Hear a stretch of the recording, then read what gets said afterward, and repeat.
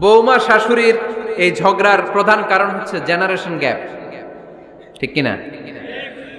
শাশুড়ি এক জেনারেশনের আর বৌমা আরেক জেনারেশনের। শাশুড়ি ভাবে একরকম, বৌমা ভাবে আরেক রকম। শাশুড়ি চায় বউর উপর খবরদারি করতে, বউ চায় শাশুড়ির উপর খবরদারি করতে। এই ডমিনেটিং এর কারণে কিলাকিলি আছে না নাই? আহা, এটা ঠিক না। আমার শাশুড়ি মায়েরা যারা আছেন, প্রথমে শাশুড়ি দিয়ে শুরু করি। আমার মাইকের আওয়াজ যে ঘরগুলোতে যায়, আমার শাশুড়ি মাদেরকে বলবো, বউদের উপর অত্যাচার করবেন না। ছেলেরে প্রশ্ন করে, তোর কাছে তোর বউ বড় না আমি বড়? আছে না নাই? এটা একটা প্রশ্ন হইল। তোর বউ বড় না আমি বড়? দুইজনেই বড়। তো এক ছেলে সুন্দর উত্তর দিছে, আমার কাছে ভালো লাগছে উত্তরটা শুনে। এক মা প্রশ্ন করছে, তোর এতদিন আমি লালন পালন করে বড় করলাম, জীবন যৌবন তোর জন্য শেষ করলাম, আজকে বউ পাইয়া বউ তোর আপন হয়ে গেল? এবার ছেলে উত্তর দিছে, মা, আমার মুখ থেকে মা ডাক শোনার জন্য তুমি কি কষ্টটাই না করছো জীবনে। 10 মাস আমারে পেটে ধারণ করলা, খাইতে পারো নাই, বমি করছো, খালি ওষুধ খাইছো, তোমার পেট কেটে আমারে বের করা হয়েছে, 2 বছর আমারে দুধ খাওয়াইছো, পেশাব পায়খানা পরিষ্কার করেছো। বয়স যখন 3-4 তখন তোমার আমি মা ডাকছি, এই মা ডাকটা শোনার জন্য তুমি এত কষ্ট করছো। আর আরেকবারের মাইয়া এই ঘরে আইসাই তোমার মা ডাকা শুরু করছে। যেই মেয়েটা তোমারে মা ডাকে সে আমার আপন হবে না কেন মা? ঠিক কিনা? এই মা ডাক শোনার জন্য তুমি এত কষ্ট করলা, আমার লালন পালন করলা, 10 মাস পেটে ধরলা, পেশাব পায়খানা পরিষ্কার করলা, এরপরে মা ডাক শুনতে পারছো।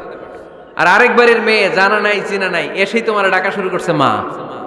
তো যে আমার মারে মা ডাকে তার স্থান তো আমার কলিজায়, ঠিক কিনা?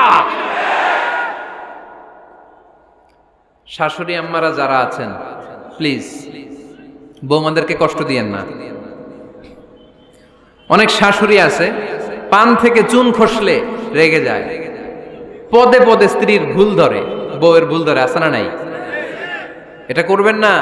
সে তো নতুন, আপনার অনেক এক্সপিরিয়েন্স হতে তার সময় লাগবে, তাকে সময় দিন, তাকে ভালোবাসুন, ঠিক কিনা?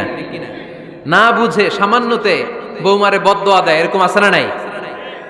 কিন্তু বুঝতে চায় না, বৌমারে যদি বদদোয়া দেয় তাহলে তার নিজ ছেলের পরিবারের ক্ষতি, পেটে ধরা যে ছেলে, ছেলের পরিবারের কিন্তু ক্ষতি, তার আপন নাতি নাতনিদেরই ক্ষতি। আওয়াজ করে বলেন ঠিক কিনা?